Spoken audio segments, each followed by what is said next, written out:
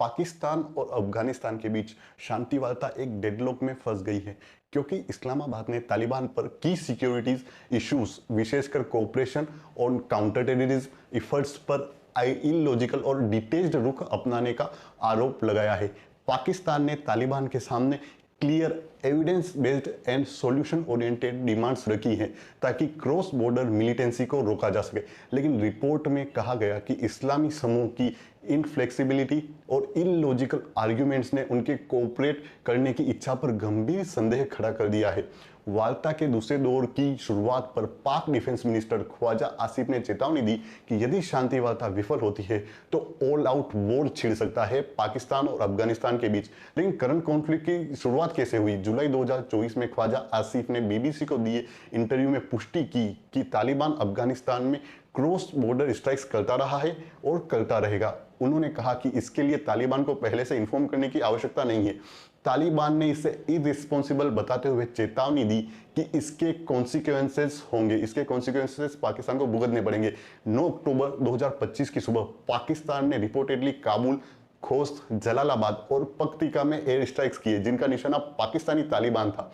इस समूह का नेता नूर वली महसूद, जो इंटरनेशनली डेजिग्नेटेड टेररिस्ट है, काबुल के अब्दुल हक चौक पर मेन टारगेट था। हालांकि टीटीपी ने एक अनवेरिफाइड ऑडियो जारी किया जिसमें कथित तौर पर महसूद ने कहा कि वह जीवित है और सुरक्षित है। 11 से 12 अक्टूबर की रात अफगान तालिबान ने अफगानिस्तान पाकिस्तान की सीमा पर कई पाकिस्तानी मिलिट्री पोस्ट पर हमला किया, जिसे पाकिस्तानी हवाई हमलों के रिटेलिएशन के रूप में देखा गया।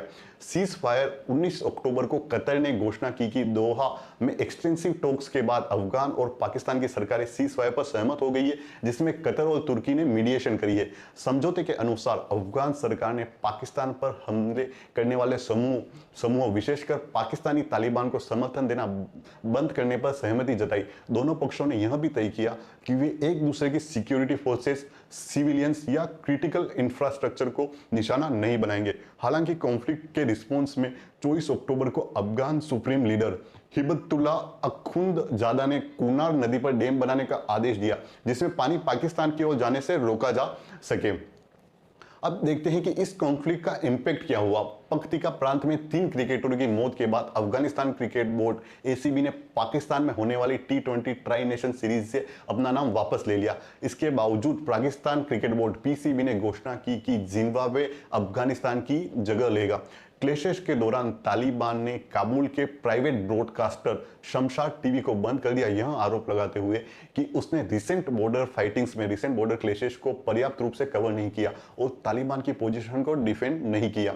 एनालिसिस ये बताते हैं कि इस अटैक की जो टाइमिंग है वो अफगान तालिबान के फॉरेन मिनिस्टर की भारत विजिट के दौरान हुए हैं, कोइंसिडेंस नहीं हो सकता ये। उन्होंने कहा कि जब मुत्ताकी का भारतीय अधिकारियों द्वारा गर्मजोशी से स्वागत किया गया, अग्रीमेंट साइन हुए and upgraded diplomatic relation to the embassy level, तब पाकिस्तान ने इसे भारत, तालिबान सरकार और अन्य देशों को क्लियर मैसेज भेजने का उपयुक्त समय माना।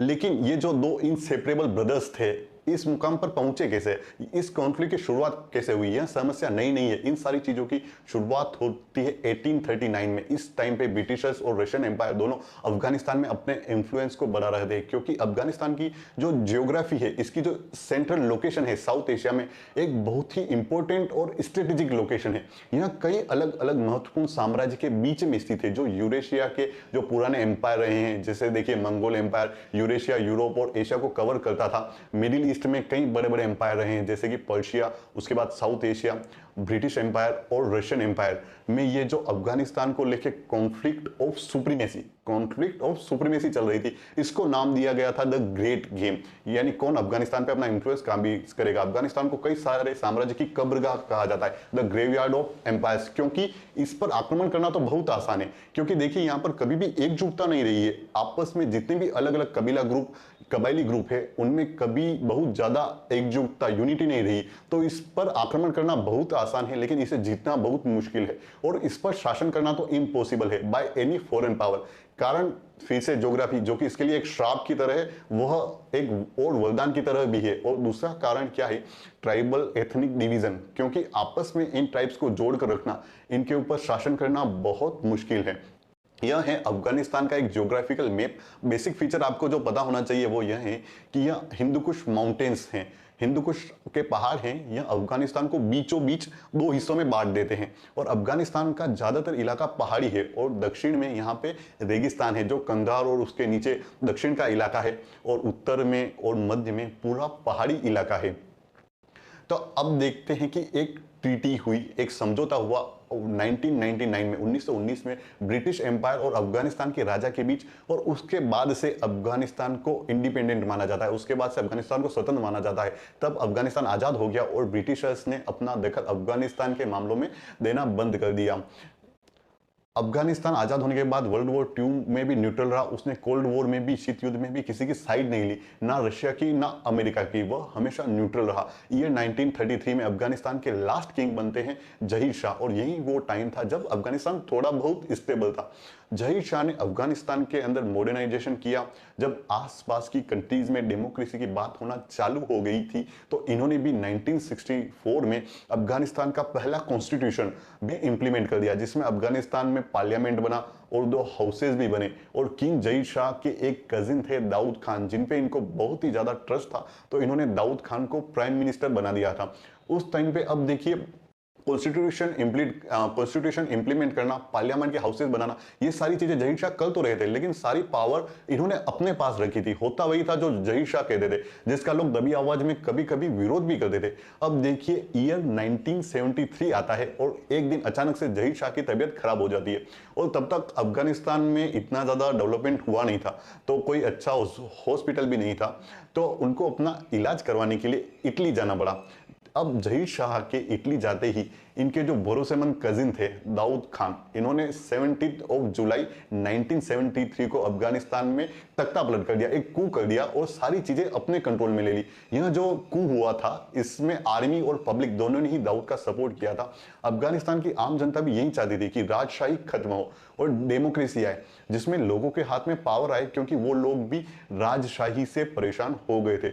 इसलिए उन्होंने दाऊद खान जो थे उनका ज्यादा विरोध नहीं किया, कोई ज्यादा रेजिस्टेंस नहीं मिले उन्हें। अब जाहिर शाह को इटली में यह जब चीज पता चलती है कि अफगानिस्तान में तख्ता पलट हो गया है और अगर वो वापस गए तो उनको मार दिया जाएगा, इसलिए वो इटली में ही एग्जाइल ले लेते हैं, एक पॉलिटिकल असाइलम ले लेते हैं और वहीं पर रहते हैं। तब इसके बाद दाऊद खान खुद को अफगानिस्तान का प्रेसिडेंट एंड पीएम, वो बोलते हैं मैं दोनों बनूंगा, खुद को दोनों घोषित कर देते हैं और डेमोक्रेसी इंप्लीमेंट करते हैं। लेकिन यहां पर भी वो एक गलती कर देते हैं, वो डेमोक्रेसी इंप्लीमेंट तो करते हैं लेकिन एक शर्त रख देते हैं कि उनकी पार्टी के अलावा कोई और पार्टी इलेक्शन नहीं लड़ेगी, यानी वन पार्टी सिस्टम। और जो अफगानिस्तान की आम जनता होती है उसको फिर से चीटेड फील होने लगता है कि ये तो सेम चीज हो गई। और इसके साथ साथ कुछ टाइम के बाद अफगानिस्तान में महंगाई और बेरोजगारी भी बढ़ जाती है, जिससे लोग काफी परेशान होने लगते हैं।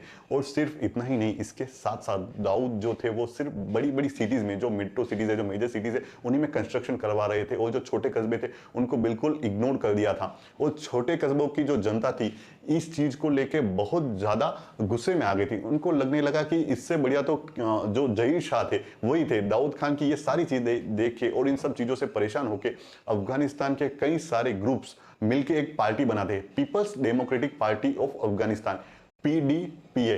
ये कम्युनिस्ट पार्टी थी जो यूएसएसआर से इन्फ्लुएंस थी और यूएसएसआर भी ऑल ओवर वर्ल्ड में उस टाइम में कम्युनिस्ट पार्टी को हर तरीके से सपोर्ट करता था। तो पीडीपीए को भी रशिया से सपोर्ट मिला। और जब अफगानिस्तान की इकोनॉमिक कंडीशन बहुत ज्यादा खराब हुई, बेरोजगारी बढ़ने लगी, पीडीपीए और पॉपुलर होती गई। यही चीज दाऊद खान को भी समझ में आई, तो उन्होंने पीडीपीए को दबाने की कोशिश की और पीडीपी के एक बहुत ही बड़े लीडर मीर अकबर खैबर को भी मरवा दिया उन्होंने। पीडीपी जो पार्टी थी इनके लोगों को जेल में डालना शुरू कर दिया गया और इसके बाद जगह जगह पे प्रोटेस्ट शुरू हो गए।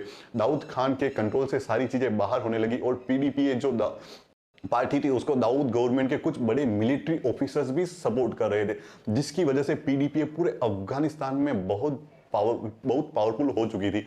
द सोर कम्युनिस्ट रिवॉल्यूशन। और इसके बाद डेट आती है 27 अप्रैल 1978। इस डेट को दाऊद खान और उनकी फैमिली को मार दिया जाता है और फिर से तख्ता पलट होता है और पीडीपी अफगानिस्तान में कंट्रोल ले लेती है। इसे कई बार सोर रेवोल्यूशन भी कहा जाता है। ये सोर जो है ये महीने का नाम होता है, जो फारसी महीने होते हैं उनमें से एक महीने का नाम होता है। तो जिस महीने में ये क्रांति हुई थी इसलिए इसको सोर रिवोल्यूशन कहा गया। अब नूर मोहम्मद तराकी अफगानिस्तान के प्रेसिडेंट बनते हैं। नूर मोहम्मद यूएसएसआर के फेवरेट थे क्योंकि वो कम्युनिस्ट आइडियोलॉजी को काफी सपोर्ट करते थे। जैसे कम्युनिस्ट किसी गॉड को नहीं मानते थे तो नूर भी इस आइडियोलॉजी को प्रोपोगेट करते थे। नूर मोहम्मद के आते ही अफगानिस्तान के अंदर बहुत ही बड़े बड़े चेंजेस होते हैं। अफगानिस्तान एक मुस्लिम कंट्री है और वहां पे नूर ने मॉडर्नाइजेशन और सेकुलरिज्म स्टार्ट कर दिया। फीमेल्स को एजुकेशन अलाउड हुई, फीमेल्स ओपनली रोड पे भी घूम सकती थी, फैशन कर सकती थी, गाड़ी चला सकती थी। इस पर्टिकुलर टाइम में नूर ने अफगानिस्तान के अंदर एजुकेशन कंपल्सरी कर दी। सिलेबस में से रिलीजियस एजुकेशन को भी हटा दिया गया। मैरिज की मिनिमम एज बढ़ा दी, जबरदस्ती जो मैरिज की जाती थी उसको बैन कर दिया गया। वर्क फोर्स और पॉलिटिक्स में वुमेन का पार्टिसिपेशन बढ़ाने की बात की। रिलीजियस लीडर्स का जो इन्फ्लुएंस था उसको धीरे धीरे उन्होंने कम कर दिया और रिलीजन का पब्लिक डिस्प्ले तक भी बंद कर दिया गया। नूर यहाँ पे भी रुकते नहीं है, यूएसएसआर के इन्फ्लुएंस में आके वो लैंड रिफॉर्म्स भी लेके आते, जिसमें यह था कि जिन लोगों के पास जमीन ज्यादा है वो उनको देंगे, जिनके पास जमीन कम है या बिल्कुल भी नहीं है। और लोगों में इनइक्वालिटी, लोगों में इक्वलिटी के लिए जो डेट था एग्रीकल्चर को लेके और उन्होंने माफ कर दिया था। ये सारी चीजें जो नूर कर रहे थे उसकी वजह से नूर मोहम्मद गवर्नमेंट के अपोज में जो जो लोग थे वह कहने लगे कि गवर्नमेंट तो ट्रेडिशनल अफगान वैल्यूज को सीधे सीधे चैलेंज कर रही है और एक तरह से यूएसएसआर की चमचागिरी कर रही है। अब ये सारी चीजें देख के अफगानिस्तान के जो बड़े लैंड ओनर्स थे, ट्रेडिशनल लोग थे और रिलीजियस लीडर्स थे वो गवर्नमेंट का अपोज करने लगते हैं। गवर्नमेंट ने इन लोगों को अपनी पूरी पावर से दबाने की कोशिश भी की। लड़ाई काफी बड़ी और अफगानिस्तान के अलग अलग इलाकों में लोगों ने गवर्नमेंट के खिलाफ हथियार उठा लिए। इस लड़ाई को अफगानिस्तान में कहा जाने लगा कि ये जो लड़ाई है इस्लाम को डिफेंड करने की लड़ाई है और जो ये छोटे छोटे ग्रुप्स गवर्नमेंट के खिलाफ अपने एरिया में लड़ाई कर रहे थे इनको मुजाहिदीन बोला जाने लगा। बाय डेफिनेशन मुजाहिदीन उनको बोला जाता है जो इस्लाम को डिफेंड करने के लिए लड़ाई लड़ते हैं। मुजाहिदीन को ये ग्रुप नहीं था बल्कि अलग अलग इलाकों में गवर्नमेंट के खिलाफ लड़ाई लड़ने वाले ग्रुप्स थे, जिनमें से कुछ को इस्लामिक स्कॉलर्स लीड कर रहे थे, कुछ को लोकल लीडर्स और कुछ को स्टूडेंट्स लीड कर रहे थे। तो इन सब ग्रुप्स को कलेक्टिवली मुजाहिदीन बोला जाने लगा। यह चीज ध्यान में रखिएगा क्योंकि आगे आपको समझने में आसानी होगी। इन मुजाहिदीन के साथ ट्राइबल लीडर्स और मिलिट्री के भी कुछ लोग जुड़ गए थे। सबका कॉमन एम था पीडीपीए, कम्युनिस्ट गवर्नमेंट को गिराना। पीडीपी कम्युनिस्ट गवर्नमेंट में नूर मोहम्मद तारिक पीएम थे और हबीजुल्लाह अमीन ये फॉरेन मिनिस्टर और डिप्यूटी पीएम थे।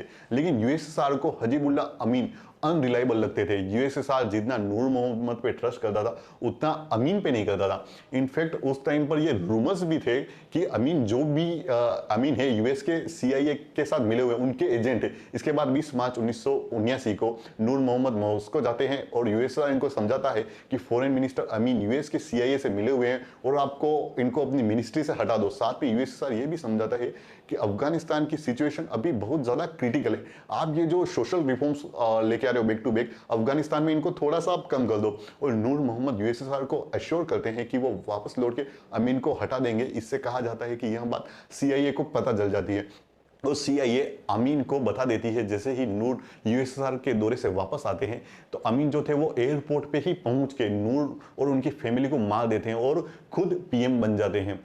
अब देखते हैं एंट्री ऑफ यूएसएसआर। जैसे ही यह बात यूएसएसआर को पता चलती है यूएसएसआर को यह समझ में आने लगता है कि अब अफगानिस्तान उनके हाथ से निकल जाएगा। एक तरफ जो पूरे अफगानिस्तान में कम्युनिस्ट गवर्नमेंट के खिलाफ जगह जगह पे मुजाहिदीन खड़े हुए थे और दूसरी तरफ उनके हिसाब से चलने वाला पीएम जो था उसको भी मार दिया गया था। यह सिर्फ एक मर्डर ही नहीं था बल्कि यूएसएसआर को डायरेक्ट चुनौती थी, एक ओपन चैलेंज था और इसके ऊपर से यूएसएसआर का जो सपोर्टेड पीएम था वो अफगानिस्तान में आ गया था। सारी चीजों को देखते हुए यह श्योर हो गया कि अफगानिस्तान में चीजें अब यूएस के हिसाब से चलने लगेगी और इन सब रीजन की वजह से यूएसएसआर 24 दिसंबर 1979 में अफगानिस्तान में हजारों की आर्मी के साथ काबुल में घुसता है और अफगानिस्तान के मेजर एरिया पे पॉलिटिकल और मिलिट्री कंट्रोल ले लेता है। इसके साथ साथ अमीन को मार दिया जाता है और यूएसएसआर फिर से अपने हिसाब से चलने वाला अफगानिस्तान में एक लीडर बना देता है जिसका नाम था बराक करमाल। जब पूरी दुनिया इस चीज को लेकर यूएसएसआर को क्रिटिसाइज कर रही थी तो यूएसएसआर कहता है कि हमने अफगानिस्तान पे हमला नहीं किया है बल्कि अफगानिस्तान गवर्नमेंट की मदद की है एक्सट्रीमिस्ट से निपटने के लिए, जो रिसर्जेंट थे उनसे निपटने के लिए entry of US and proxy war, इस चीज को देख के अफगानिस्तान की आम जनता भी भड़क गई थी और ज्यादा से ज्यादा लोग यूएसएसआर से बदला लेने के लिए मुजाहिद बन रहे थे। इसी के साथ साथ यूएस की भी सारी मेहनत पे पानी फिर गया था, तो यूएस भी खुश नहीं था। यूएस के प्रेसिडेंट जिमी कार्टर ने अनाउंस कर दिया था कि अफगानिस्तान ने ये जो किया है यूएस पर्शियन गल्फ रीजन में, यानी अफगानिस्तान में, इससे यूएस को भी खतरा है और यूएस अपने इंटरेस्ट को बचाने के लिए हर हद तक जाएगा, चाहे मिलिट्री क्यों ना उतारनी पड़े। और फिर यहाँ से एंट्री होती है यूएस की। देखिए, एशिया के अंदर यूएस के दो ही साथी थे, एक पाकिस्तान और दूसरा सऊदी अरेबिया। और रशिया अगर अफगानिस्तान में भी अपना इन्फ्लुएंस बना लेता तो पूरे एशिया में यूएस कभी भी अपना इन्फ्लुएंस नहीं बना पाता।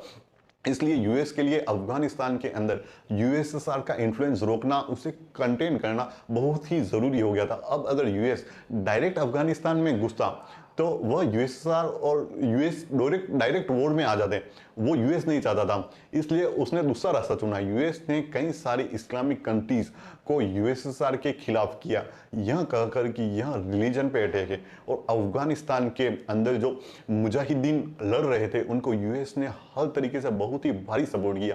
यूएस ने पाकिस्तान से बात करके जितने मुजाहिदीन थे उनकी ट्रेनिंग पाकिस्तान में करवानी शुरू कर दी। इसके लिए पाकिस्तान को बहुत ही मोटा पैसा भी मिला। दूसरी तरफ सऊदी अरेबिया से यूएस ने उस रीजन में मदद ली।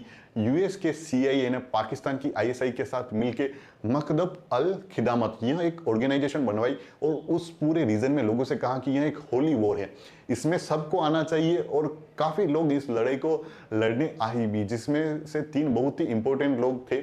एक था सऊदी अरेबिया का young millionaire Osama bin Laden, दूसरा था अब्दुल आजम और तीसरा था अहमद खद।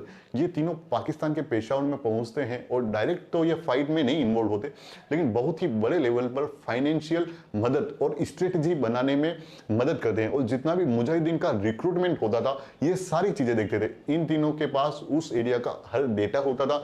आप ये जो अलकायदा का नाम सुनते हो, इसका मतलब होता है द बेस।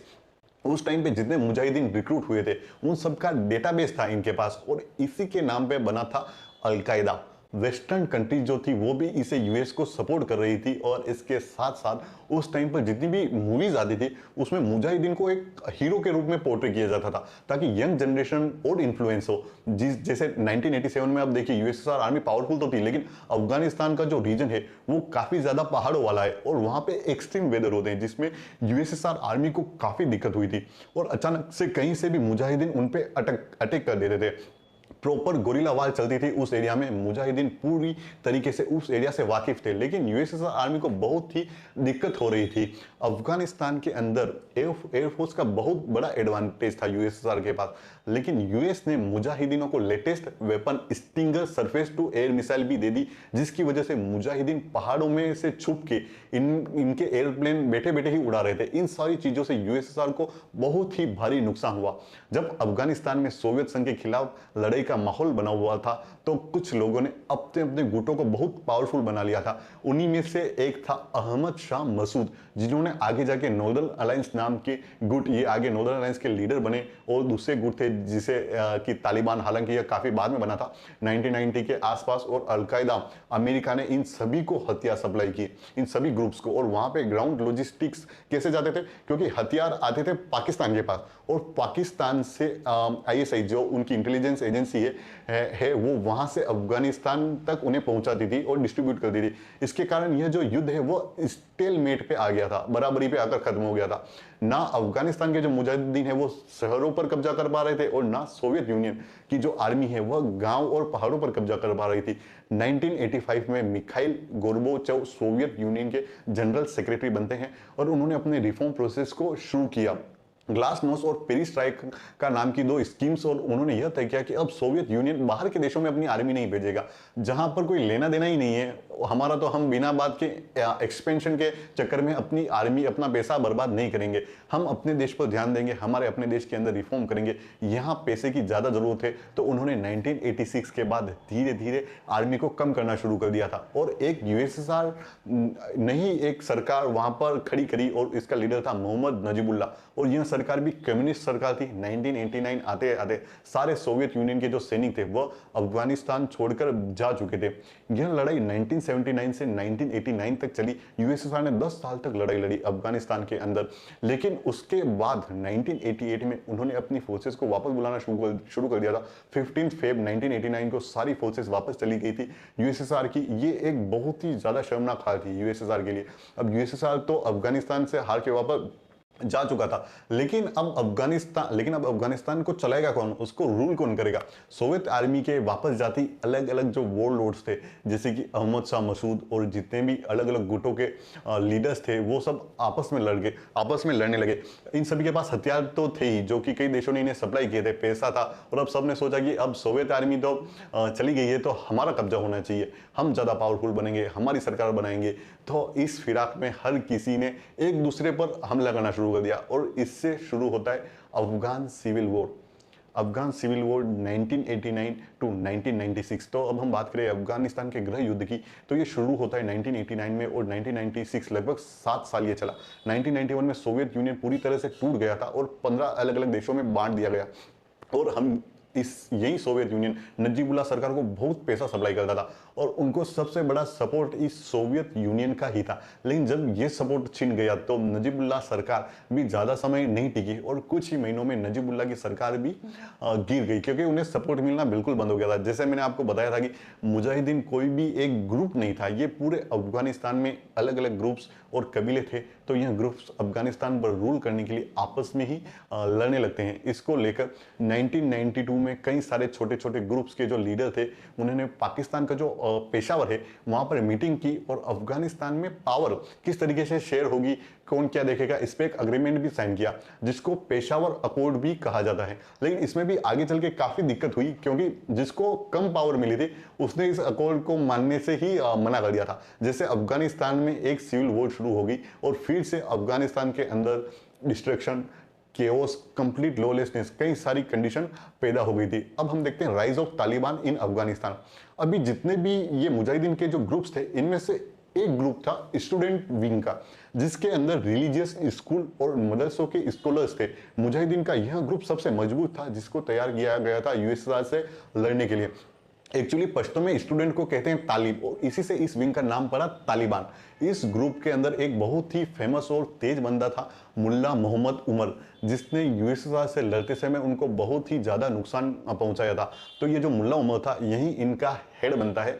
मुल्ला उमर की पावर इतनी ग्रो हो जाती है कि 1996 में उसने 1500 रिलीजियस लीडर्स के सामने, जिसमें ओसामा बिन लादेन भी था, holy cloak of Prophet Muhammad पन लिया, जिसको हिंदी में लबादबी कहते। ये क्लॉक 250 साल में किसी ने भी नहीं पहनी थी, और इसको पहनते ही अफगानिस्तान में एक बहुत ही रेस्पेक्टेड लीडर बन जाता है। धीरे धीरे इसने अफगानिस्तान में अपना इन्फ्लुएंस बढ़ाया, अपना वर्चस्व बढ़ाया, और 1996 तक इसने सभी वारलॉर्ड्स को हराकर काबुल से एटलीस्ट हटा दिया था। और यह सिचुएशन आ गई 1996 तक, ये जो येलो एरिया में कलर में एरिया है, पूरा तालिबान के कब्जे में आ गया, और यह उत्तर का जो इलाका है, यह अहमद शाह मसूद के पास रह गया, यानी कि नॉर्दर्न अलायंस। और उन्होंने एक और वॉर लॉर्ड के साथ मिलकर, ये अहमद दोस्त नाम के एक वॉर लॉर्ड थे, इन दोनों ने मिलकर बना ली नॉर्दर्न अलायंस, और उत्तर में यह राज करने लगे। और फिर अगले 5 साल तालिबान की सरकार रही। तो देखिए, कैपिटल किसके पास था? तालिबान के पास था, लेकिन उत्तर का कुछ इलाका अभी भी इन नॉर्दर्न अलायंस के पास था, अहमद शाह मसूद के पास। इनकी आपस में 5 साल तक लड़ाई चलती रही, और तालिबान ने धीरे धीरे यह सारा एरिया अपने पास कब्जे में ले लिया। 2001 तक 9 सितंबर 2001 को उन्होंने अहमद शाह मसूद को एसिनेट करवा दिया, उनका कत्ल करवा दिया। यह 9/11 के सिर्फ 2 दिन पहले हुआ था। अब डिस्कस करेंगे the Taliban rule 1996 to 2001। Taliban सरकार को मिलिट्री सपोर्ट पाकिस्तान का हासिल था। इस तालिबान सरकार को रिकॉग्नाइज भी सिर्फ पाकिस्तान ही करता था, और ज्यादातर देश इसे रिकॉग्नाइज नहीं करते थे। 1994 में पाकिस्तान ने तालिबान के क्रिएशन में बड़ी भूमिका निभाई। पाकिस्तान ने तालिबान को सेंट्रल एशिया तक ट्रेड रूट्स सिक्योर करने और काबुल में फ्रेंडली गवर्नमेंट बनाने का वे माना। पहले तो इस्लामाबाद ने काबुल में ट्विन ब्रदर रिजिम का जश्न मनाया।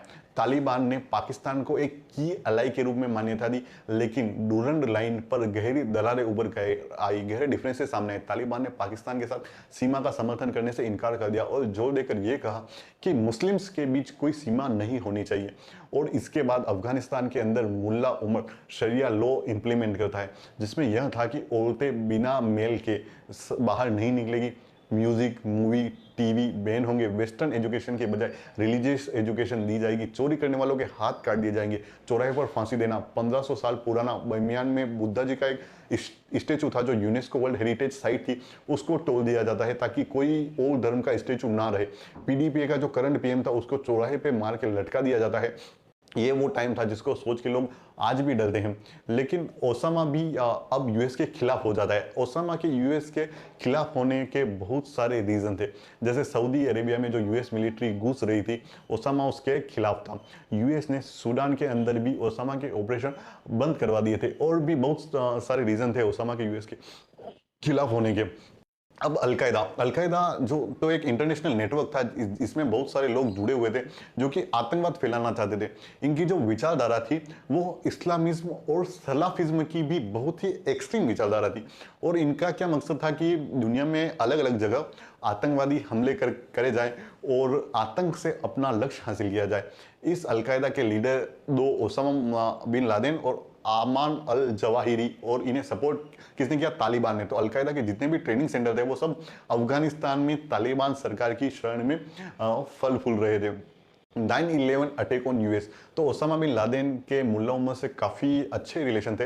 अब क्योंकि ओसामा को सूडान से निकाल दिया गया था, तो मुल्ला उमर ने अफगानिस्तान में अलकायदा के लोगों को और ओसामा को जगह दी, उन्हें शेल्टर दिया। 9/11 की सारी प्लानिंग अफगानिस्तान से ही की गई थी, जिससे यूएस बौखला गया था और तुरंत वॉर ऑन टेरर स्टार्ट कर दी थी। 9/11 की प्लानिंग ओसामा ने अफगानिस्तान से की थी और ओसामा वहीं पे रह रहा था। तो यूएस ने तालिबान से कहा कि बहुत हो गया, आप ओसामा को हमें दे दो, और अलकायदा का जो भी पूरा नेटवर्क है अफगानिस्तान के अंदर उसे तुरंत आप खत्म कर दो, डिसमेंटल कर दो। और मुल्ला उमर इसके लिए मना कर देता है। मना करने के पीछे बहुत सारे रीजन थे। एक तो ओसामा बिन लादेन ने यूएसएसआर की जब लड़ाई चल रही थी तो उसमें मुल्ला उमर की बहुत सारी मदद करी थी, हेल्प करी थी यूएसएसआर से लड़ने में। दूसरा, इससे पूरे अफगानिस्तान में यह मैसेज आता कि तालिबान यूएस के सामने झुक गया है, और तो उसका लोकल सपोर्ट भी कम हो जाता। और पश्तो में यह भी कहा जाता है कि मेहमान को किसी और को हैंड ओवर नहीं करते। ओसामा बिन लादेन अफगानिस्तान का मेहमान था, तो वो ऐसा नहीं कर सकते थे, ऐसा उनका कहना था। यहाँ तक कि तालिबान ने यूएस से ओसामा बिन लादेन के खिलाफ सबूत भी मांगे, जिनको देने से यूएसए ने बिल्कुल मना कर दिया था। तो जब सबूत नहीं दिए तो अफगानिस्तान ने भी यूएस की बात मानने से साफ इनकार कर दिया था। ऑपरेशन इंड्यूरिंग फ्रीडम, 9/11 के अटैक के बाद 2001 से 2014 तक ऑपरेशन इंड्यूरिंग फ्रीडम, 11 सितंबर को यूएस पे अटैक होता है और यूएस की एजेंसी तुरंत एक्टिवेट हो जाती है। यूएस ने राइट अवे तालिबान से बात की, और जब बात नहीं बनती है तो उसके नेक्स्ट मंथ 7 अक्टूबर को यूनाइटेड किंगडम, कनाडा, ऑस्ट्रेलिया और बाकी नेटो अलाइज के साथ मिलकर यूएस ने अफगानिस्तान पे अटैक किया। शुरू में यूएस ने तालिबान और अलकायदा के मेजर इलाकों पे सिर्फ एयर स्ट्राइक्स करी, जमीन पे अपने सोल्जर्स नहीं उतारे थे, और उनकी सप्लाईज वगैरह सब बंद कर दिए थे। इस ऑपरेशन को नाम दिया गया था ऑपरेशन इंड्यूरिंग फ्रीडम। इसके कुछ दिन बाद एयर स्ट्राइक्स बंद होती है और यूएस और उसके जो भी साथी देश की स्पेशल फोर्सेस थी वो अफगानिस्तान में भेजी जाती है, जिससे यूएस आर्मी की डेल्टा फोर्स, नेवी सील्स और ब्रिटिश की एसएस थी। 7 अक्टूबर को अटैक स्टार्ट होता है और 9 नवंबर को यह लोग तालिबानियों के जो भी मेजर घर थे, जैसे मजार शरीफ सिटी एक है, उसको कैप्चर करते हैं। और उसके 4 दिन बाद 13 नवंबर को यूएस अफगानिस्तान से तालिबान सरकार को हटा देता है, और उसके नेक्स्ट मंथ ही अफगानिस्तान के जो मेजोरिटी जो एरिया थे, जो बड़े एरिया थे, कंधार वगैरह, यूएस उस पर कंट्रोल ले लेता है। और ये मुल्ला उमर तालिबान के जो बाकी लीडर्स थे और जो ओसामा बिन लादेन थे, ये सब अफगानिस्तान के अंदर ही भागकर पहाड़ियों में छुप जाते हैं। और एक तरीके से इन अनसर्ट कम्युनिकेशन में तालिबान को डिफीटेड मान लिया जाता है। और दिसंबर 2001 में यूएस ने अपने हिसाब से चलने वाली गवर्नमेंट एक अफगानिस्तान में बना दी थी, जिसमें प्रॉपर इलेक्शन हुए थे और हामिद करजाई को 55.4% वोट मिले और वो इस्लामिक रिपब्लिक ऑफ अफगानिस्तान के प्रेसिडेंट बने। इस्लामिक रिपब्लिक ऑफ अफगानिस्तान, यह पूरा प्रोसेस यूएस ने करवाया था और यूएस के हिसाब से ही प्रेसिडेंट भी चलते थे, लेकिन इस पूरे इलेक्शन में तालिबान के लोगों को अलग रखा गया था। हालांकि पूरी दुनिया में लोगों ने यह कहा कि यूएस को ऐसा नहीं करना चाहिए था, वो भी वहाँ के सिटीजन्स हैं, लेकिन यूएस नहीं माना और ये चीज़ें आगे चल के फिर से यूएस को नुकसान देती है। सेम ईयर 2003 में यूएस ने इराक पे इन्वेड कर दिया था और यहाँ से यूएस का जो फोकस था वो दो जगहों पे शिफ्ट हो गया था। और जो ओसामा जिसने 9/11 करवाया था वो अब तक नहीं मिल पा रहा था। और अब अपन डिस्कस करेंगे द रिटर्न ऑफ तालिबान। जैसे ही यूएस का फोकस इराक की तरफ जाता है तो तालिबान फिर से यूनाइटेड होने लगते हैं और पाकिस्तान का एक नॉर्दर्न वेस्टर्न रीजन है जिसे federally administered tribal area FTA कहते हैं। यहाँ पे तालिबान फिर से इकट्ठा होकर यूएस के खिलाफ प्लानिंग वगैरह करने लगता है और उसके खिलाफ तैयारी शुरू कर देते हैं। तालिबान ने क्या इस्तेमाल किया, छापामार युद्ध। 1980 के दशक में सोवियत यूनियन के खिलाफ जो टेक्टिक्स अपनाई गई थी वही सेम अब अमेरिका के खिलाफ अपनाई जा रही थी। तो जिन ग्रुप्स को अमेरिका ने हथियार सप्लाई किए थे 20 साल पहले, अब अमेरिकी सेना फिर से उन्हीं ग्रुप से लड़ रही थी, उन्हीं टेक्टिक्स का सामना कर रही थी। और क्या टेक्टिक्स थी, जैसे कि एम्बुश का मतलब आप घात लगा के बैठ जाइए किसी के लिए। तो अगर 10 गाड़ियां कहीं से निकलने वाली है तो आप घात लगा के बैठे हैं पहाड़ों में और उनके ऊपर एकदम ऊपर से आप हमला कर देंगे। और रोड साइड आईईडी का मतलब होता है इम्प्रोवाइज्ड एक्सप्लोसिव डिवाइस। तो रोड के नीचे एक आपने आईईडी बम लगा दिया और उसके ऊपर से जैसे ही गाड़ी निकलेगी तो वो बम ब्लास्ट हो जाएगा और पूरी की पूरी गाड़ी इस ब्लास्ट में उड़ जाएगी। और इस तरह के टेक्टिक्स इन्होंने अपनाई। ये एक बहुत ही एसिमेट्रिकल वॉरफेयर है, यानी कि दोनों तरफ जो लड़ाई लड़ रहे हैं, जो दोनों गुट है, दोनों उसमें कोई भी समानता नहीं है। यूएस जो बहुत ज्यादा पावरफुल था और तालिबान बहुत कमजोर था। टीटीपी की चुनौती, अफगानिस्तान तालिबान के उदय और अमेरिका नेतृत्व वाले आतंकवाद विरोधी युद्ध के दौरान टीटीपी तहरीक तालिबान पाकिस्तान का गठन ट्राइबल रीजन्स में हुआ, विशेषकर दो एरियाज में, Mahsud and Wazir led north and south Waziristan. Pakistan को इन ट्राइबल रीजन्स में गंभीर समस्या का सामना करना पड़ा। जो सोशल एंड डेमोग्राफिक ट्रांसफॉर्मेशन हो रहे थे इन एरियाज में 1980 के दशक की स्ट्रेटेजीज अब यहाँ पे कारगर नहीं थी। तो प्रोविंशियल इश्यूज भी काफी सारे थे। केपी रीजन सबसे पहले इसकी एक कॉलोनियल लीगेसी है और ट्राइबल रीजन्स में एक फेडरल एडमिनिस्ट्रेशन ब्रिटिश ने अपने इंडिया एम्पायर और अफगानिस्तान के बीच एक बफर रीजन बनाना उपयोगी समझा इस रीजन को। और इस प्रकार FATA federal administered tribal areas का गठन किया गया और 7 ट्राइबल एरियाज को अलग अलग एडमिनिस्टर करने के लिए फ्रंटियर क्राइम रेगुलेशन FCR का इस्तेमाल किया। स्वतंत्र पाकिस्तान ने अगले 7 डिकेड्स में 7 दशकों तक इसी ब्रिटिश पॉलिसी का पालन किया और कभी भी अपना शासन नहीं थोपा। इसका एडमिनिस्ट्रेशन सीधे इस्लामाबाद और रावलपिंडी, मुख्यतः रावलपिंडी द्वारा किया जाता था। और इन 7 ट्राइबल रीजन्स में डेमोक्रेटिक इंस्टीट्यूशंस एंड एडमिनिस्ट्रेशन की अनुमति नहीं थी, क्योंकि यह काबुल पर नियंत्रण के लिए पाकिस्तान के मायोपिक अप्रोच के अनुकूल था। और दूसरा, पाकिस्तान में सिविल मिलिट्री इम्बैलेंस और अफगानिस्तान में एक स्ट्रेटेजिक डेप्थ की तलाश में है। अफगानिस्तान पर 2 एक्सटर्नल इन्वेजन 1980 के दशक में सोवियत यूनियन द्वारा और 2000 से 2010 के दशक में यूएस द्वारा, और इंटरनल अफगान इनस्टेबिलिटी 1990 के दशक के दौरान जो एस्टेब्लिशमेंट पाकिस्तानी सेना ने काबुल में अपने हितों को आगे बढ़ाने के लिए ट्राइबल रीजन्स को एक स्ट्रेटेजिक बोर्ड के रूप में देखा। हालांकि इस वैक्यूम ने टीटीपी के इमरजेंस के लिए एक स्पेस प्रोवाइड किया। अमेरिकी आक्रमण के बाद अफगान तालिबान और अलकायदा ने इन क्षेत्रों में शरण ली थी।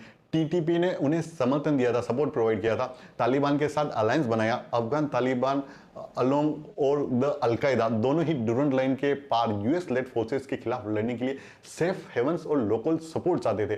टीटीपी ने इसी समर्थन को प्रदान करने के लिए एग्जिस्टेंस में आया। अफगान तालिबान को टीटीपी में एक अलाई मिला और टीटीपी के कुछ गुटों ने अफगान तालिबान के साथ मिलकर लड़ाई भी लड़ी। पाकिस्तान में एस्टेब्लिशमेंट इस लिंकेज से अवेयर था और यह मानना चाहता था कि इनका फोकस ड्यूरेंट लाइन के वेस्ट यानी कि अफगानिस्तान में ही रहेगा। मुल्ला उमर जो काफी टाइम से चुप बैठा था, उसके भी स्टेटमेंट धीरे धीरे बाहर आने शुरू होते हैं और इन लोगों ने Haqqani network, Islamic movement of Uzbekistan, IMU और अलकायदा से अलायंस करके अपनी तैयारी बहुत ही तेजी से शुरू कर दी यूएस के खिलाफ। दूसरी तरफ जो यूएस ने अफगानिस्तान में गवर्नमेंट बनाई थी, कहा जाता है कि वो नीचे से लेकर ऊपर तक पूरी करप्ट हो चुकी थी, सब पैसा खाने में लगे हुए थे। डेवलपमेंट के नाम पे हर सरकारी अफसर यह टारगेट कर रहा था कि यूएस से कैसे ज्यादा पैसा लिया जाए, और कोई काम नहीं हो रहा था। इस चीज को तालिबान ने लोकल लोगों में और फैलाया, काफी अच्छे से प्रोपिगेट किया, जिससे जो लोकल जनता थी उसके मन में भी थोड़ा गुस्सा आया उस सरकार के खिलाफ। अब इसके बाद तालिबान ने धीरे धीरे वापस से अफगानिस्तान का एरिया लेना चालू कर दिया था। अब आप कहोगे कि जब तालिबान ये सब एरिया ले रहा था तो उस टाइम पे यूएस उस टाइम पे क्या कर रहा था, यूएस की फोर्सेस क्या कर रही थी, वो उनको रोक सकता था। देखिए, यूएस की आर्मी का फोकस इराक में था, और जो आर्मी अफगानिस्तान में लगी थी वो इतनी सफिशिएंट नहीं थी, क्योंकि आर्मी सिर्फ मेन सिटीज में सिक्योरिटी देख रही थी। तो तालिबान ने क्या किया था कि जो भी ट्राइबल जो पिछड़े इलाके हैं जहाँ पे यूएस की आर्मी नहीं थी, जो गाँव के इलाके, वहाँ पे वापस से कब्जा स्टार्ट कर दिया। और अफगानिस्तान की जो गवर्नमेंट चल रही थी, वो अफगानिस्तान के अंदर ही उसके पैरेलली एक अपनी शेडो गवर्नमेंट चलानी शुरू कर दी। और सबसे बड़ी दिक्कत यूएस के लिए यह थी कि अफगानिस्तान और पाकिस्तान बॉर्डर सील नहीं था। तो यूएसए अगर अटैक करता भी था तो तालिबानी जो थे वो पाकिस्तान में चले जाते थे, और पाकिस्तान की ज़मीन पे यूएस अटैक बिल्कुल नहीं कर सकता था। अब देखिए, यूएस और नेटो कंट्रीज़ ने अफगानिस्तान के ऊपर कंट्रोल तो कर लिया था, लेकिन इनसे गलतियां भी वहाँ पे बहुत ज़्यादा हुई, जिसकी वजह से जो अफगानिस्तान के जो लोकल लोग थे, जो आम जनता थी, वो भी इनके खिलाफ होती जा रही थी डे बाय डे। मई 2006 में यूएस आर्मी के ट्रक से एक एक्सीडेंट हो गया, जिससे अफगानिस्तान के एक सिटीजन की डेथ हो गई। तो लोगों ने वहीं उस पर पत्थरबाजी स्टार्ट कर दी। तो यूएस आर्मी ने 20 सिविलियंस को मार दिया। ऐसे ही मार्च 2007 में शिनवल जो है, वहां पे यूएस आर्मी पे तालिबानियों ने हमला किया।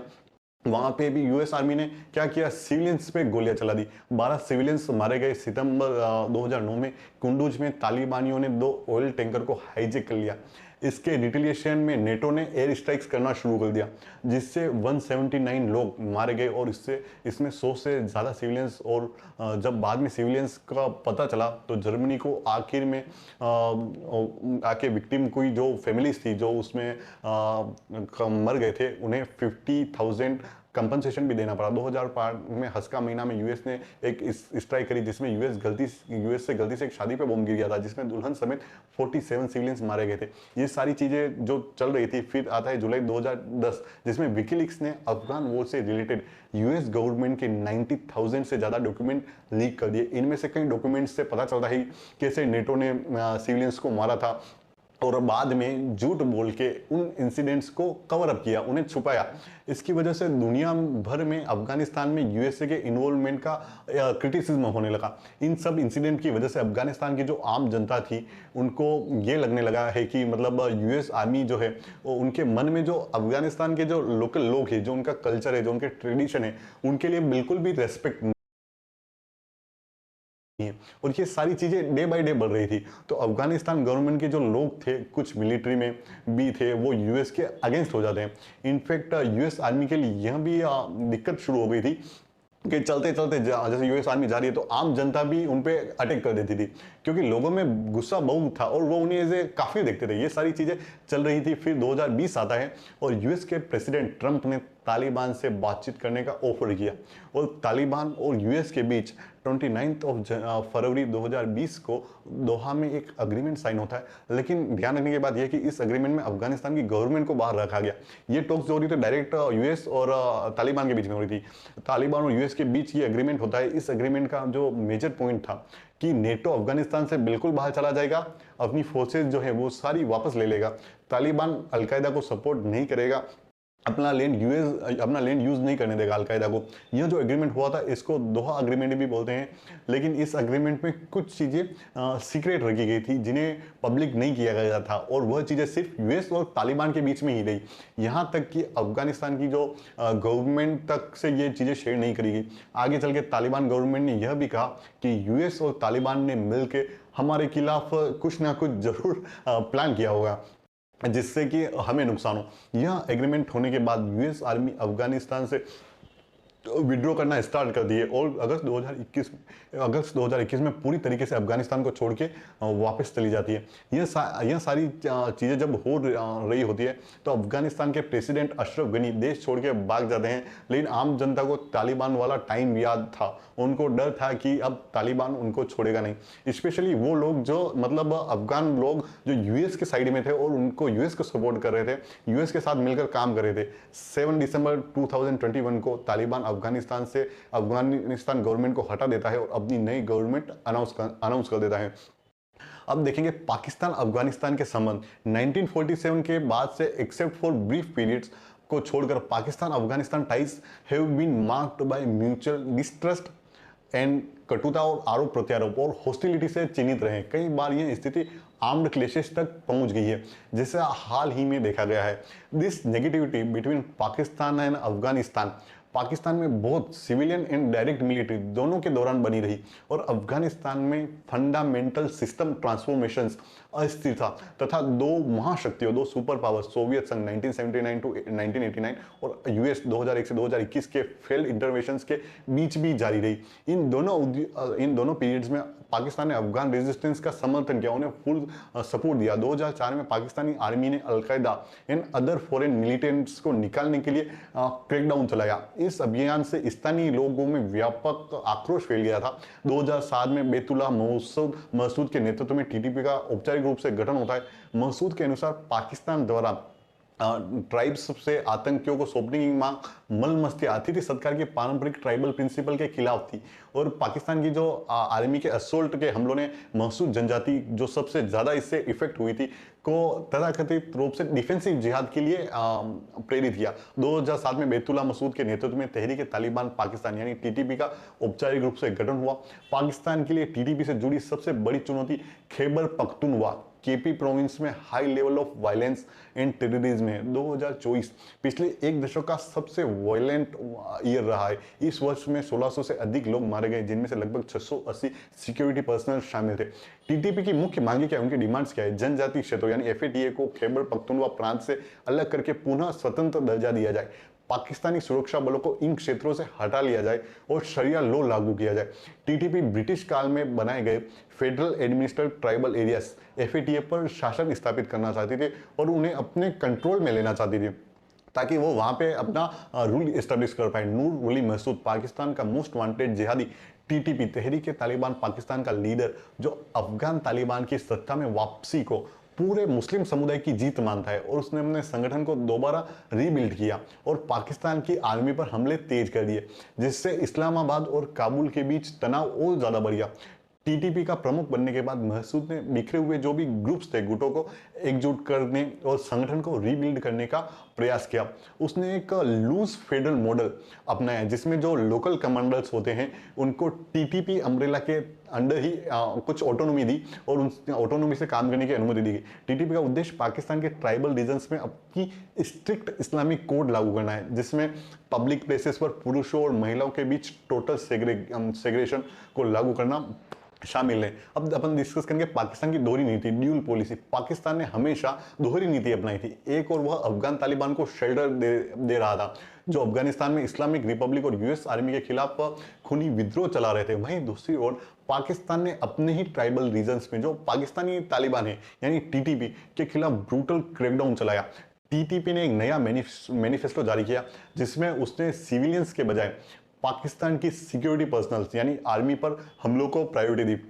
2014 के पेशावर स्कूल मैसेकर जैसे कई भीषण हमलों के बाद यह हुआ था। उसने ग्रेटर जिहाद की बात छोड़ दी थी और कहा कि उसका असली जो दुश्मन है वो पाकिस्तानी मिलिट्री है और उसके जो सपोर्टर्स हैं वो है। मसूद ने 2021 में कहा, हमारी लड़ाई केवल पाकिस्तान में है और हम पाकिस्तानी सुरक्षा बलों से युद्ध में है। हमारा उद्देश्य पाकिस्तान के जनजातीय सीमावर्ती इलाकों पर नियंत्रण पाना है और उन्हें स्वतंत्र बनाना है। Our fight is only in Pakistan and we are at war with Pakistani security forces. We are hoping to take control of the Pakistani tribal border regions and make them independent. Masood said in an interview in 2021. 2021 में अफगान तालिबान की काबुल में वापसी ने पूरे regions के जो militants थे, जो आतंकवादी थे, विशेषकर टीटीपी का मनोबल बढ़ा दिया। महसूद ने कहा, अफगान तालिबान की जीत पूरे मुस्लिम समुदाय की जीत है। हमारे संबंध भाईचारे, हमदर्दी और इस्लामिक प्रिंसिपल्स पर आधारित है। महसूद तालिबान के सर्वोच्च नेता को अपना अमीर मानता है, जो दोनों समूहों के बीच डीप आइडियोलॉजिकल बॉन्ड का प्रतीक है। उसने दावा किया था उसका जिहाद सैकड़ों दियोबंदी क्लरिक्स की इंडोर्समेंट से संचालित है। Our war is for the supreme word of Allah, उसने ऐसा कहा था। मसूद का वर्ल्ड व्यू जो है वो बिल्कुल अफगान तालिबान से मिलता जुलता है। वह पाकिस्तान के ट्राइबल रीजन्स में स्ट्रिक्ट इस्लामिक कोड लागू करना चाहता है, जैसा मुल्ला उमर और मुल्ला अखुंदजादा ने अफगानिस्तान में किया था। अब देखते हैं कि वो वापस रिवेंज लेता है, बदले की वापसी। पिछले 4 वर्षों में टीटीपी ने पाकिस्तान, खासकर खैबर पख्तूनख्वा में हमले तेज कर दिए हैं। अगर अफगान तालिबान ने 20 वर्षों में द ग्रेट टायरेंट यानी यूएस को डिफीट कर दिया है, तो टीटीपी भी पाकिस्तान की आर्मी के खिलाफ लॉन्ग वॉर लड़ने के लिए डिटरमाइंड दिखाई देती है। महसूद ने 2022 में कहा था कि हमारा जो असली युद्ध है वो पाकिस्तानी आर्मी के खिलाफ है। राजनीतिक सरकार है, जो पॉलिटिकल गवर्नमेंट है, वो तो आर्मी की गुलाम है। इस महीने की शुरुआत में पाकिस्तान द्वारा अफगानिस्तान के विभिन्न प्रोविंसेस पर स्ट्राइक्स, बढ़ते मिलिटेंट अटैक्स के जवाब में काबुल को टीटीपी की गतिविधियों के लिए अकाउंटेबल ठहराने का प्रयास है। लेकिन यह भी सच है कि पाकिस्तान के ही ट्राइबल रीजन्स में हुए पाकिस्तान के ओन मिलिट्री कैंपेन्स और जो ब्रूटल क्रैकडाउन हुआ था, उसी ने टीटीपी को जन्म दिया था। यदि पाकिस्तान कुछ नहीं करता या टीटीपी से पीस की कोशिश करता है, तो यह एक कमजोरी का साइन होगा, एक वीकनेस का साइन होगा। और अगर आतंकियों को रीग्रुप होने का मौका मिल जाएगा। वहीं अगर यदि निरंतर सैन्य कार्रवाई होती है, चाहे पाकिस्तान के भीतर हो या अफगान सीमा के पार, न केवल पश्तून आबादी को और अलग थलग कर सकती है, बल्कि जो तालिबान रूल्ड अफगानिस्तान है, तालिबान एडमिनिस्ट्रेड अफगानिस्तान को खुली चुनौती मिलेगी, खुली शत्रुता की ओर भी धकेल सकती है। फील्ड मार्शल शेर असीम मुनीर का पाकिस्तान का लगता है कि उसने जो सेकंड ऑप्शन है वो चुन लिया है। इसी के साथ साथ मेनी आउटस्टैंडिंग इश्यूज भी अफगानिस्तान और पाकिस्तान के बीच मतभेद कई मुद्दों पर आधारित है। मतलब बहुत सारे इश्यूज जो हैं वो हैं अफगानिस्तान द्वारा ड्यूरेंट रेखा को इंटरनेशनल बॉर्डर के रूप में मान्यता न देना, ट्रेड और ट्रांजिट पर कंट्रोल, तथा जो धार्मिक एकता के बावजूद जो गहरे सोशल कॉन्ट्राडिक्शन है। अफगान सरकारें और जनता लंबे समय से यह नाराजगी रखती है कि पाकिस्तान ने हमेशा उन पर कंट्रोल करने और एक्सप्लॉइट करने की कोशिश की है उन लोगों को, खासकर तब से जब वहां राजशाही की व्यवस्था खत्म हो गई थी। वहीं पाकिस्तान अफगानों को एहसान फरामोश, अनग्रेटफुल मानता है, क्योंकि उसने लाखों अफगान रिफ्यूजीज को शरण दी और अफगान इंसर्जेंसीज को 2 सुपर पावर्स सोवियत संघ और यूएस को हराने में मदद की थी। ड्यूरेंट रेखा, अब देखते हैं ड्यूरेंट रेखा का क्या इशू है। Durand line southern and eastern Afghanistan predominantly जो पश्तो भाषी है, जैसे कि पाकिस्तान के समीपवर्ती जो खैबर पख्तूनख्वा हो गए, फेडरली एडमिनिस्ट्रेटेड ट्राइबल एरियाज, और जो नॉर्दर्न बलूचिस्तान है, यह पूरा इलाका इंडिजिनियस पश्तून का है, जो विभिन्न डिफरेंट पश्तून ट्राइब्स से संबंधित है। हिस्टोरिकली पश्तूनों को एथनिक अफगान कहा जाता है, यानी कि भारत और पाकिस्तान में पठान के रूप में भी इनको जाना जाता है। और वे इस रीजन में हजारों सालों से, थाउजेंड्स ऑफ ईयर्स से रहते आए हैं। कई जो अफगान गवर्नमेंट ऑफिशियल्स हैं और जो पश्तून नेशनलिस्ट है, जो पश्तून राष्ट्रवादी है, वो मॉडर्न डे खैबर पख्तूनख्वा और पाकिस्तानी बलूचिस्तान पर भी अपना क्लेम करते हैं, जिन्हें वे पश्तूनिस्तान का हिस्सा मानते हैं। अफगान पश्तूनों के लिए 2640 किलोमीटर लंबी ड्यूरेंट रेखा उनके लिए एक ऐतिहासिक गांव है। इसका नाम ब्रिटिश भारत के विदेश सचिव सर मोर्टिमर ड्यूरेंट के नाम पर पड़ा। उन्होंने 1893 में अफगान शासक अमीर अब्दुल रहमान खान को अपने टेरिटरीज के विभाजन को स्वीकार करने के लिए मजबूर किया था। इससे पश्तून जो जनजाति है, जो पश्तून ट्राइबल है, वो 2 हिस्सों में बढ़ गई थी। आधे ब्रिटिश भारत में चले गए थे और आधे अफगानिस्तान में। यह रेखा कॉलोनियल मास्टर्स द्वारा मनमाने ढंग से खींची गई थी, बिना जो स्थानीय लोगों की एस्पिरेशंस को कंसिडरेशन करके।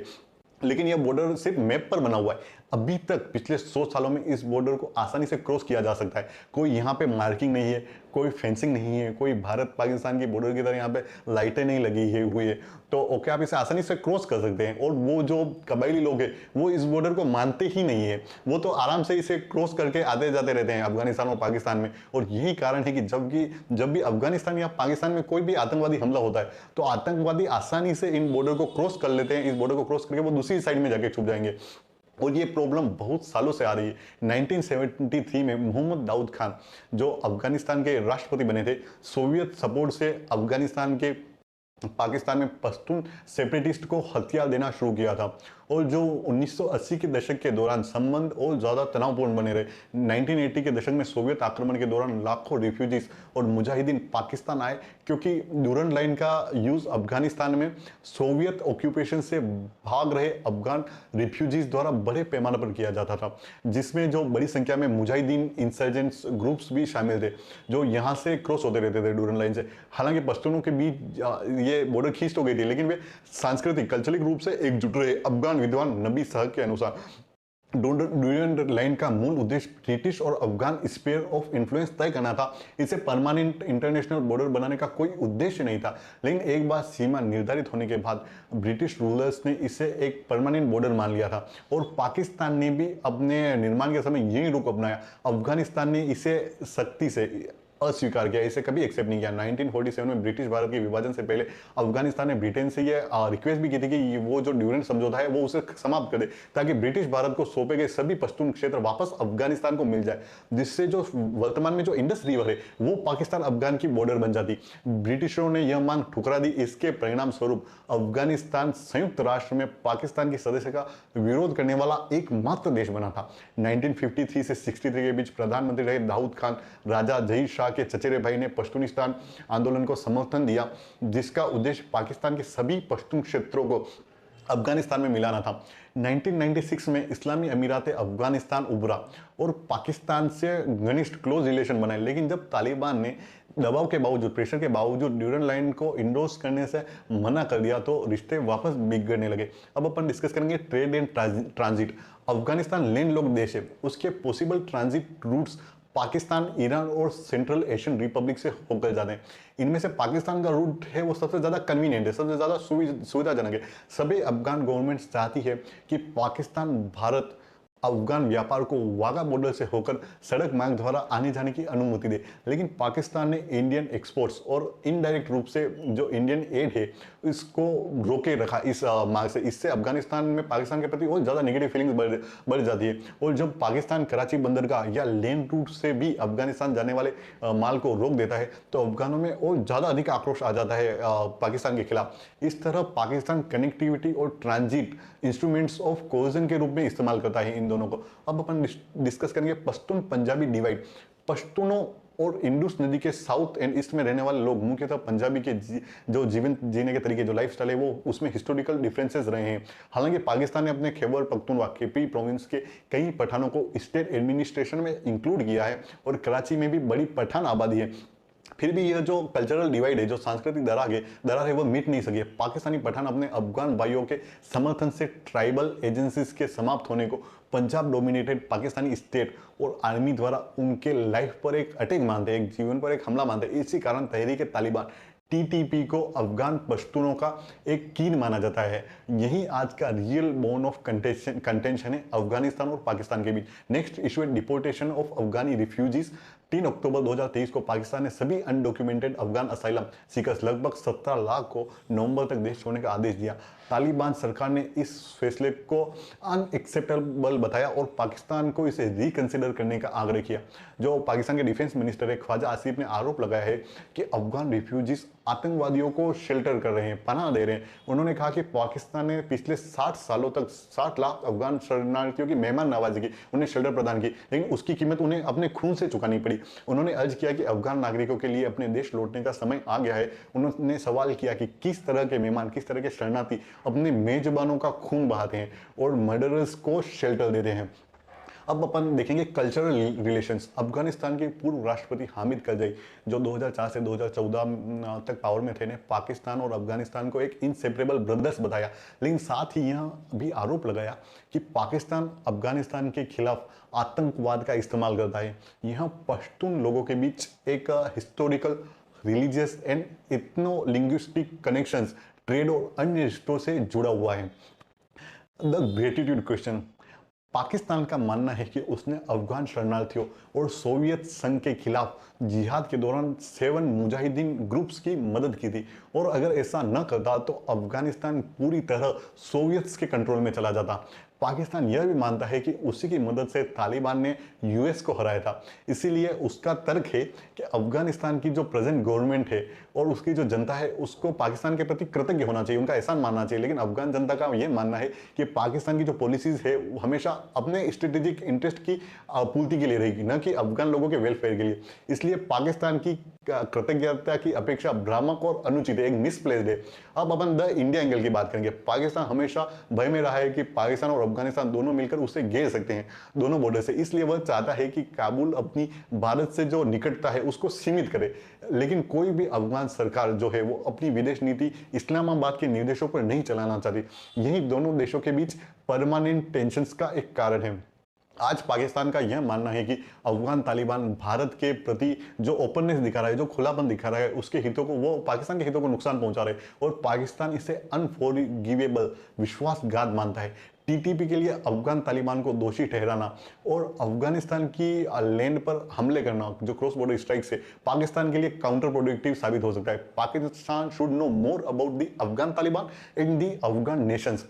पाकिस्तान को यह समझना चाहिए कि ड्यूरेंट लाइन की ईस्ट से की जाने वाली जितनी भी यूनिलेटरल मिलिट्री एक्शन है वो ब्रिटिश युग से अब तक कभी भी डिजायर्ड पॉलिटिकल रिजल्ट्स और आउटकम नहीं लेके आ पाए हैं। अफगान शरणार्थियों को जबरन लौटाना, बॉर्डर पॉइंट्स को बंद करना और टीटीपी के लिए अफगानिस्तान को दोष देना केवल अफगान राष्ट्र को और दूर करेगा, अफगान नेशनल्स को और दूर करेगा। लंबे समय में यह दूरी टीटीपी से भी एक बड़ा खतरा साबित हो सकती है। Thank you so much for watching.